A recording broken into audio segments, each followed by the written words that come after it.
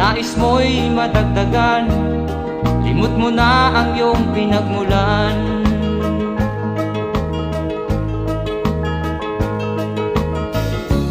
Bakit nga ba ganito? Ang tao'y walang kasiyahan.